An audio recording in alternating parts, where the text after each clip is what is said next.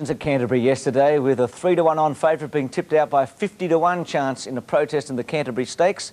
We're joined this morning as always by the ubiquitous Keith Hillier. How are you, Keith? Fine. I'm not quite sure whether that's a compliment or not, Well, Bruce. You are everywhere, Keith, aren't you? Yes. Multimedia superstar. Bruce, I was at Flemington yesterday. Bart Cummings won a 3,200 metre race again with London Bridge. That was the Duke of Norfolk Stakes. But as you mentioned, all the main action was at Canterbury. Yes, that horse that won London Bridge looks all right. So does Twiglet and Alderson from Flemington. But the big action was at Canterbury.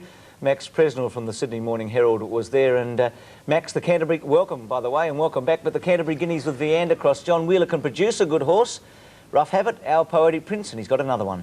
Yes, Bruce, good morning to you. Good morning, viewers. Certainly Viander Cross is a very promising horse. Perhaps he can right what has been a hoodoo with the Canterbury Guineas. When Canterbury Guineas horses go onto the AJC Derby, Canterbury Guineas winners go onto the AJC Derby, they don't do very well. In fact, I'd say in the last 30 years, two winners of the Canterbury Guineas have won the AJC Derby. Viander Cross looked the goods yesterday, but there's that hoodoo hanging around. So I wouldn't be taking a short price at this stage about Viander Cross in the AJC Derby. Max Viander Cross was beaten narrowly in a photo finish, in fact, in the New Zealand Derby. John Wheeler was reported as saying that the 2,400 metres and the Randwick track would suit him better than yesterday. Do you go along with that? Yes, Keith, that's why I think bookmakers generally gambled against him yesterday. He drew out wide. He is certainly a better big track horse. But there again, the race was run to suit him yesterday. They went very hard in front, allowed him to get over. He had the last shot at them. That may have flattered him a little, but one thing you can't take away about Viander Cross, and that's his ability. There are a couple of nice runs behind him, though, from the Randwick point of view. McRobert caught my eye, certainly looked to have scope for improvement in the enclosure before the race, and I think he's going to be a more worthy rival for Viander Cross in the coming races on bigger tracks. OK, Max, let's go to the Guineas yesterday. Naturalism was caught wide. His was a good run, and Herosity got shuffled back, but Viander Cross a worthy winner.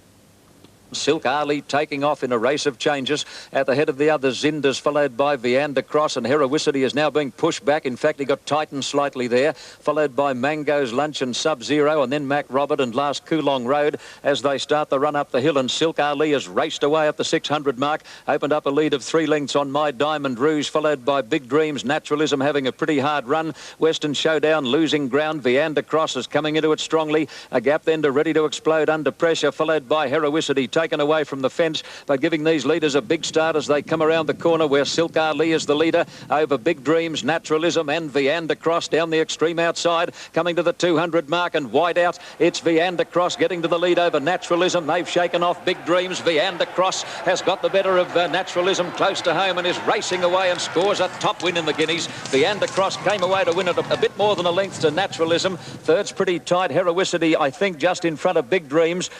Well, Max warned us that that race has been a hoodoo from an AJC Derby point of view. The horse that's been forgotten by everybody is Star of the Realm, Keith. What's happening with him? He'll run next week in the Ranvert at Rose Hill. Bruce, he shouldn't be forgotten, in my opinion. He's the best staying 3-year-old in the land. He's always had the wood on Naturalism, and we saw Naturalism box on so courageously yesterday. Max, what about this protest? Scalacci, long odds on, beaten in a protest by Alishan in the Canterbury Stakes.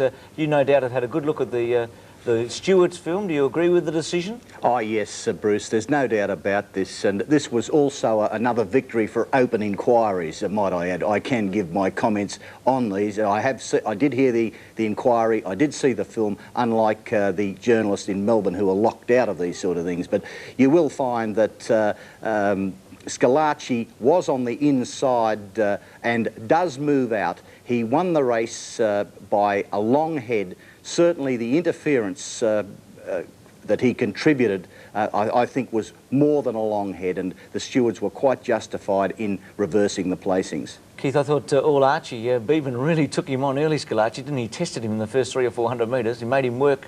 Yes, Scalacci seemed to be on the wrong leg all the way, and it was really a gutsy performance to get to the line first anyway, but as Max said, the protest seemingly was a foregone conclusion. OK, let's go to the race. We see Scalacci winning, a lot of courage shown here, and then we'll show you the head-on.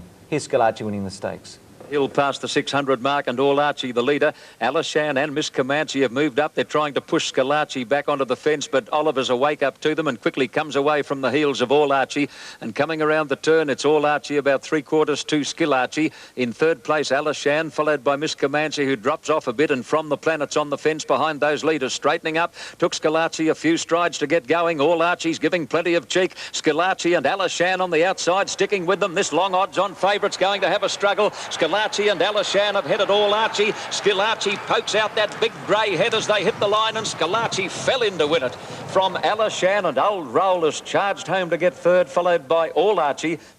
And here is the head-on, Keith and Max, and you can see Scalacci running out on Alishan. Clark unable to use the whip in the right hand, and that, I guess, has been the significant thing, and the protest going to Alishan. Well, I'm going to throw a spanner in the works. I'm not too sure. I reckon he's a bit stiff to lose at Scalacci. I thought he showed a lot of courage, but anyway, I'll be the one man out. Do you agree with Max? I do, Bruce. I think that clearly showed that Alishan was forced out 3 or 4 horses, Max? Yes, and the relevant fact of it, Bruce, was that, did you note that Damien Oliver didn't stop and straighten his mount? Now, John Schreck had Damien Oliver and Michael Clark in after the race, and he said, we will not condone this type of riding in Sydney. Now, if your horse is getting out, you've got to stop riding and straighten it. Otherwise, he said, you'll lose the race, and you might lose a bigger race than even the Canterbury Stakes, like the Golden Slipper. You must stop riding. Did he cop a suspension? No, he did not cop a suspension. Perhaps his inexperience around Canterbury and the fact that of Scalacci's inexperience around Canterbury saved him. OK, let's go to the Cup. Just Tommy was pretty impressive. Race run to water for him, but he's on the up. 600 out now. Just Tommy is attacking Wayer's Delight, and they've raced away coming up the hill, clear of Stylish Sensory, For Fun, Cremon Glaze, Surf Patrol, then Sensory Rain and Brashy, followed by Our Maniver and Just a Dancer. The two leaders are a mile in front coming around the corner. Wayer's Delight on the inside, just led Just Tommy, about 4 away Stylish Sensory, under pressure, then For Fun, and some of these back markers will want to get moving. Just Tommy has raced to the lead at the 200 mark over Wayer's Delight, Stylish Sensory, and there's nothing coming out of the pack. It's all Just Tommy. 100 out, he's well clear of Stylish Sensory and For Fun, but Just Tommy always right on the pace, and he goes strongly to the line to beat Stylish Sensory. For Fun third, fourth is Brashy. Keith, that fellow Just Tommy's going to have a chance in the Randvet next week also. He's going to be given an opportunity at weight for age. You wouldn't really fancy him? No, I wouldn't. I think he's got a lot of talent. That was his right race yesterday, as was the Underwood Cup at his previous start in Sydney, but weight for age might find him out.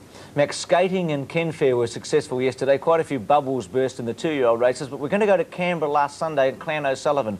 He's a short price favourite for the Golden Slipper. Do you think he's the correct one? Yes, undoubtedly, Bruce.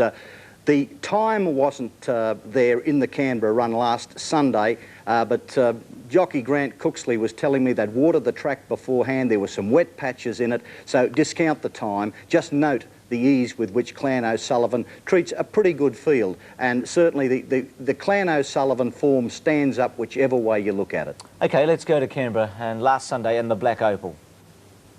In the Tooheys Black Opal Stakes, Clan O'Sullivan first for home. Yachty on the outside running on, followed then by Dashing Planet, and further back the Sparky Miss, and the next one behind those Red Revenge. But look at him go, Clan O'Sullivan. He has raced away from them. Yachty is second, followed by Red Revenge running on, but with about 100 metres to go, the Clan says, let's go, baby, and Clan O'Sullivan races away. That was a huge win. Ease down. Clan O'Sullivan has beaten Yachty. Third, either Sparky Miss or on the outside, Red Revenge.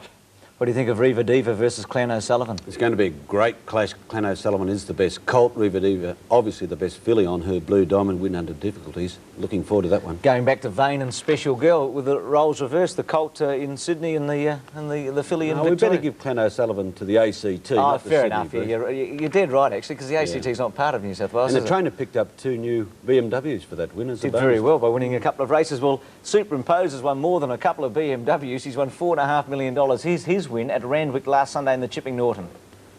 Magnolia Hall scrubbed along, followed by Skylock, and then Superimpose, who's bailed up near the fence as they come around the turn. Magnolia Hall directly in front of him, and Star of the Realm on the outside is about to take off. Darren Beedman searching for runs between horses on Superimpose, as he did in the Epsom. Coming over the rise now, Shavano Miss, not handling the way of going, has drifted right out wide, is still in front of Quick Score. Kinjate, Beedman's back to the fence on Superimpose, and further out My Eagle Eye. Quick Score the leader over Kinjate. Superimpose starting to hit top gear on the inside rail. Superimpose is bursting through. I think he's got him. He's done it again, doesn't he? Loved the Randwick Mile. Superimpose wins the Chipping Norton. Quick Score second. In third place is Kinjate. Some good runs there, including Mannerism, but he is a super horse. Max, a great meeting coming up next week at Rosehill, and I know you'll be joining us then. Thanks for your time this morning, mate. My pleasure. Max Presnell. And what's the latest with Let's Elope? Because there is a rumour in Victoria at the moment that something's gone amiss with her. Yes, Bruce, I don't like to report rumours, but something is afoot for sure. Both Let's Elope and Shiva's Revenge have had veterinary inspections this week. I've spoken with 3 stable representatives. Bart's down on the farm this morning, but don't take a double this week until the all clear is given for both horses. OK, that's fair enough. Thanks, Keith, and you'll be back next Sunday along with Max. Look forward to that, and yeah, I'll be everywhere again. Good on you, mate. Keith Hillier. We take a break. John Alexander after this, tennis.